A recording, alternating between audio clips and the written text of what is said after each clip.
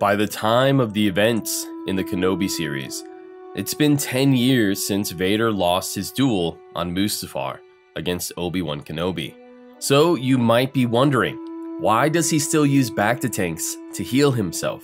Well, join me, your host Lim, as we answer this simple question and more in today's Underrated Moments. Before we get going, I wanted to again remind you that we're holding a 10,000 subscriber giveaway. All you have to do is subscribe, like, and then answer a simple question and leave it in the comments below. Today's question is, who's your favorite character from the Kenobi TV series? I guess a lot of you guys are going to say Obi-Wan or even Darth Vader, but go ahead and write it down and you'll automatically be entered. Now, on to today's story. After Emperor Palpatine retrieved the charred remains of Anakin Skywalker from the riverbanks on Mustafar, he evacuated him to a secret medical facility deep within the Empire.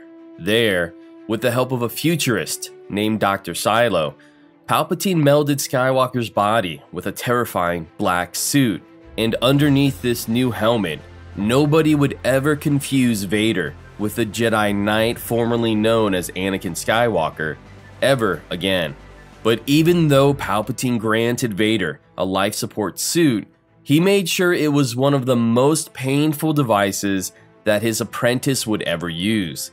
And worse, instead of investing his time and credits into fully healing Vader, Palpatine allowed him to simply continue existence as a deformed version of his former self. And if you really think of it, Palpatine was certainly capable of helping Vader much more than he actually did. With the Sith skill of transfer essence, Palpatine would later inhabit different clone bodies, not once, but several times. And if he had only taught Vader that one trick, Vader might have gotten himself into a better body and actually become a whole, true version of the Sith that Palpatine hoped he would be. But with 3 severed limbs, a body covered in singed flesh, and several organs in disrepair, from the searingly hot fumes that Skywalker inhaled while burning alive, only his rage and the dark side of the Force kept him going. As a result, Vader had to turn to a remedy that had served him well throughout the Clone Wars: bacta. Although Vader would often utilize his pain and bask in it to fuel his dark side abilities, there were times when he also wanted relief. So, in between missions, when he wasn't busy kidnapping Force-sensitive infants or killing mutinous naval officers, Vader would submerge himself in the blue bacta tanks of his private chambers. The liquid surrounded his body and helped soothe his nerves. Over time, the bacta might even reverse the damage to Vader's lungs and allow him to live without the heavy, painful respirator that he was forced to use. But as we mentioned earlier in this video, and as you can tell by Vader's continued use of bacta tanks over the 2 decades of his life as a Sith Lord, his wounds weren't easily healed. Vader should have died that day on the shores of the lava river on Mustafar, but through the strength of his spirit, he survived. But the strength within his own body seemed to be completely gone, making healing a very difficult process.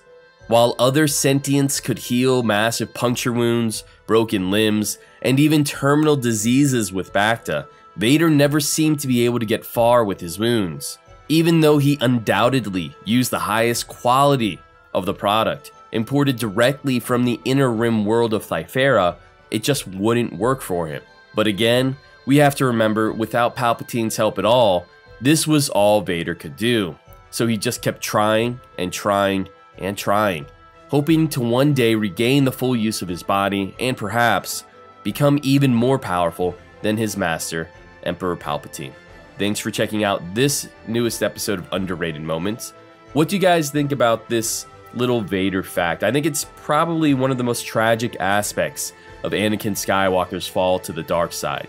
Whenever we look at Vader and we see his labored breaths within the black suit, it's easy to tell just how painful it must be to live the day-to-day life as a Sith Lord with all of those different cyborg parts keeping him alive. But here, when we learn about just how dependent he was on bacta to soothe his pain and to keep his lungs going, it seems pretty terrifying just to imagine how bad it actually was for him. What do you guys think? Let me know in the comments below, and don't forget to comment and subscribe for your chance to win a lightsaber. I'll see you guys next time here on Underrated Moments.